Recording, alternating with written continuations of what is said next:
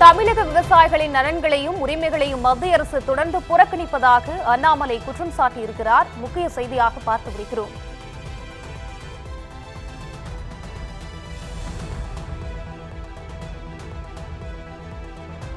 மத்திய அரசு மீது அண்ணாமலை குற்றம் சாட்டியிருக்கிறார். தமிழக விவசாயிகளின் நலன்களையும் உரிமைகளையும் மத்திய அரசு தொடர்ந்து புறக்கணிப்பதாக அண்ணாமலை குற்றச்சாட்டை முன்வைத்திருக்கிறார். மாநிலங்களவையில் காவிரி நதிநீர் தொடர்பாக மத்திய நீர்வளத்துறை அமைச்சகம் தெரிவித்த கருத்துக்கு அவர் குற்றம் சாட்டியிருக்கிறார்.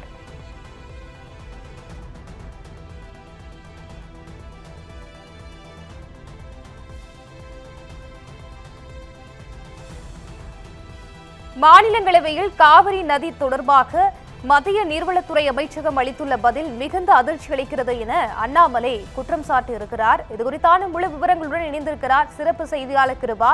கிருபா, வணக்கம். மத்திய அரசு மீது அண்ணாமலை குற்றச்சாட்டை முன்வைத்திருக்காரு.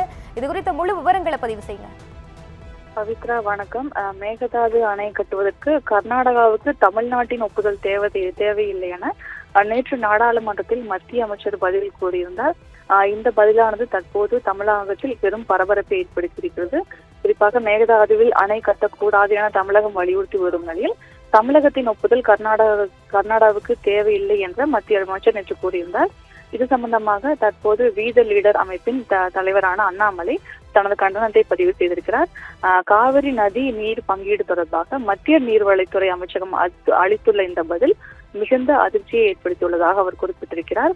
அதே போல மாநிலங்களுக்கு இடையேயான நதிநீர் பங்கீடு சட்டத்தின்படி காவிரி கடைமட்டத்தில் பாயும் மாநிலங்களின் ஒப்புதலின்றி நதியின் குறுக்கே அணை உள்ளிட்ட கட்டமைப்புகளை அமைக்க முடியாது என்றும் நாடாளுமன்றத்தில் ஏற்கனவே தெளிவாக தெரிவிக்கப்பட்டிருப்பதாகவும், இந்த நிலையில் தமிழ்நாட்டு விவசாயிகளின் உரிமைகளையும் நலன்களையும் புறக்கணித்து மத்திய அரசு தனது முந்தைய நிலைப்பாட்டிலிருந்து திடீரென பின்வாங்கி இருப்பது கர்நாடக தேர்தல் அரசியலுக்காகவா என்ற சந்தேகத்தை எழுப்புகிறது என்று அண்ணாமலை குறிப்பிட்டிருக்கிறார்.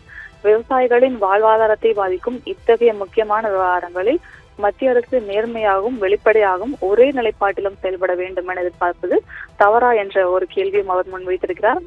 தமிழ்நாட்டு மக்களை எளிதாக எடுத்துக்கொள்ள வேண்டாம். தமிழ்நாடு மற்றும் கர்நாடகா ஆகிய இரு சகோதர மாநிலங்களுக்கு இடையேயான நல்லுறவை பாதிக்கும் வகையில் எந்த நடவடிக்கையும் எடுக்காமல் காவிரி விவகாரத்தில் சட்டத்திற்கும் நீதிக்கும் உட்பட்டு செயல்படுமாறு மத்திய அரசை வலியுறுத்துவதாக அண்ணாமலை குறிப்பிட்டிருக்கிறார். பவித்ரா,